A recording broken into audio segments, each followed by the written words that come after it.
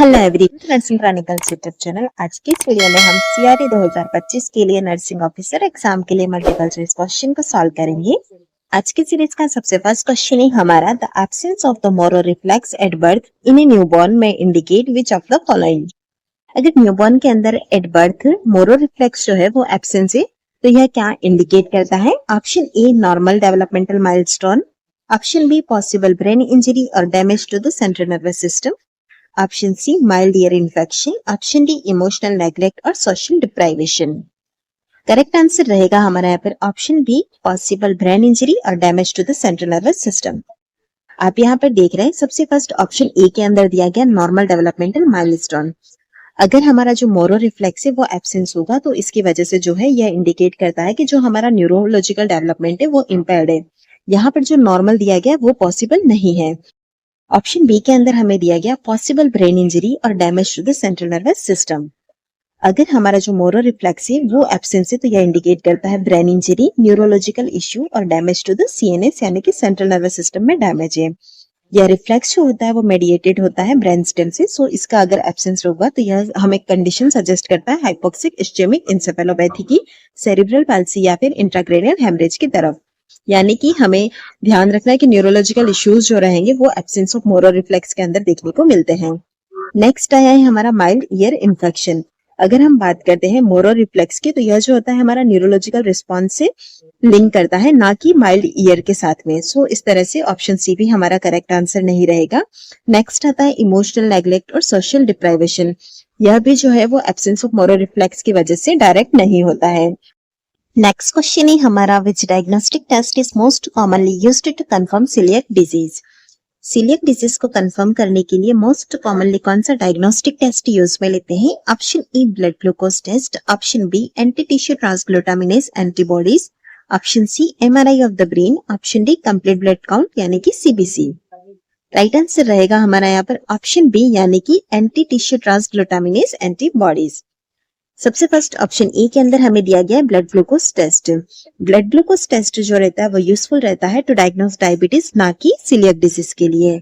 Next आता है anti tissue transglutaminase antibodies. यह जो होती है कॉमनली यूज में ली जाती है टू डायग्नोस सीलियक डिजीज। अगर इस एंटीबॉडी का लेवल हाई है यानी कि यह सजेस्ट कर रहा है कि सीलियक डिजीज हो सकती है। Next MRI of the brain. जो सीलियक डिजीज होती है वो मोस्ट कॉमनली अफेक्ट करती है गैस्ट्रोइंटेस्टाइनल सिस्टम को, तो यहाँ पर ब्रेन का जो एमआरआई है वो हमारे लिए कुछ हेल्पफुल नहीं रहेगा। नेक्स्ट आता है कंप्लीट ब्लड काउंट यानी कि सीबीसी। सीबीसी की अगर हम बात करते हैं तो इसके अंदर एनीमिया देखने को मिल सकता है, लेकिन यह पर्टिकुलरली जो है वो सीलियक डिजीज से ही है, यह इंडिकेट नहीं करता है। इसीलिए सीलियक डिजीज को कंफर्म करने के लिए जो टेस्ट यूज में लिया जाता है वो है हमारा anti tissue transglutaminase antibodies, option B. Next question है हमारा, in with celiac disease what can long term untreated gluten exposure lead to. एक पेशेंट है सीलियक डिजीज वाला, उसके अंदर long term untreated gluten exposure की वजह से क्या हो सकता है? Option A, hepatitis. Option B, osteoporosis. Option C, hyperthyroidism. Option D, myocardial infarction. Right answer रहेगा हमारा यहाँ पर ऑप्शन बी यानी कि ऑस्टियोपोरोसिस।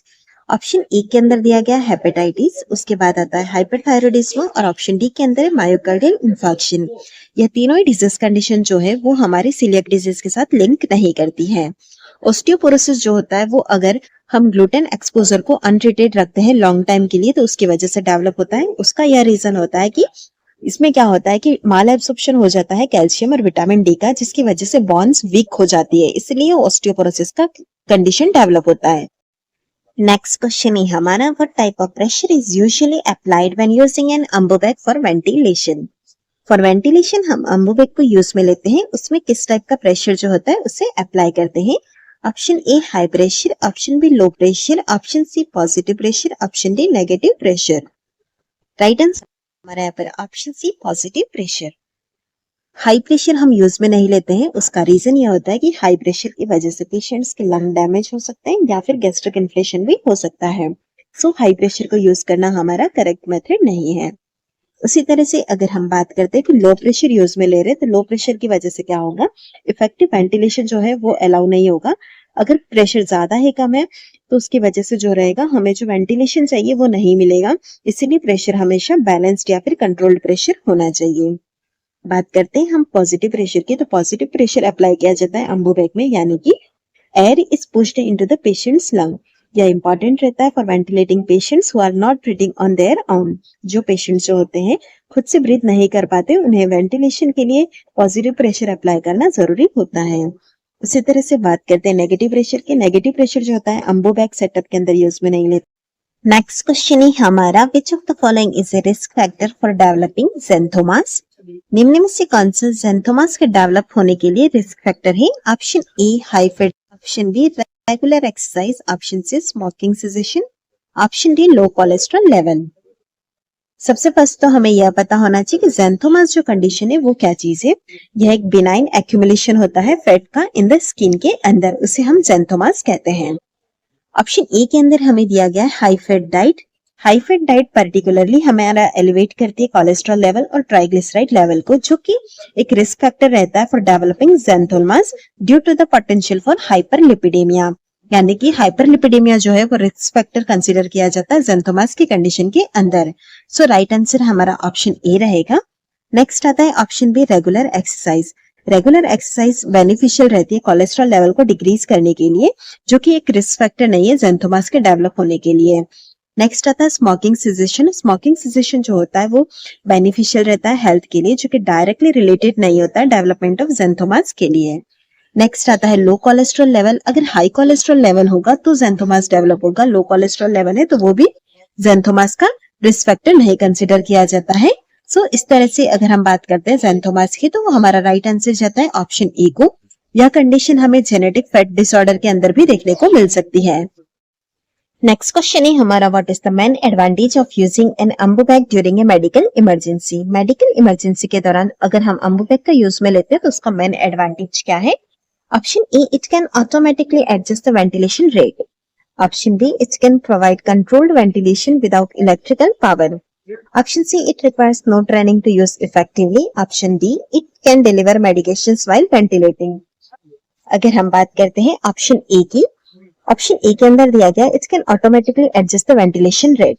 ऐसा नहीं होता है। अगर हम अम्बुबैक को यूज में ले रहे हैं तो सबसे फर्स्ट तो अम्बुबैक हमारा एक मैनुअल डिवाइस होता है, जिसके अंदर एक पर्सन की जरूरत होती है जो कि इसकी वेंटिलेशन की रेट को कंट्रोल करता है, ना कि यह एक ऑटोमेटिक डिवाइस है जो खुद से कंट्रोल कर सके। नेक्स्ट है ऑप्शन बी, यानी कि it can provide controlled ventilation without electric power. Ambu bag के द्वारा हम वेंटिलेशन प्रोवाइड कर सकते हैं और अम्बुबैक को यूज करने के लिए इलेक्ट्रिक पावर की भी रिक्वायरमेंट नहीं होती है, इसीलिए हम इसे मेडिकल इमरजेंसी में यूज कर सकते हैं विदाउट इलेक्ट्रिक पावर।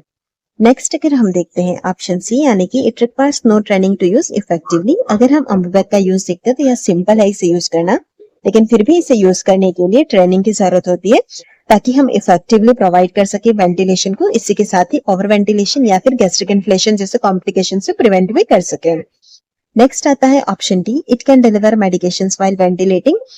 अम्बुबैक के द्वारा हम वेंटिलेशन प्रोवाइड कर सकते हैं, ना कि मेडिकेशन को डिलीवर कर सकते हैं।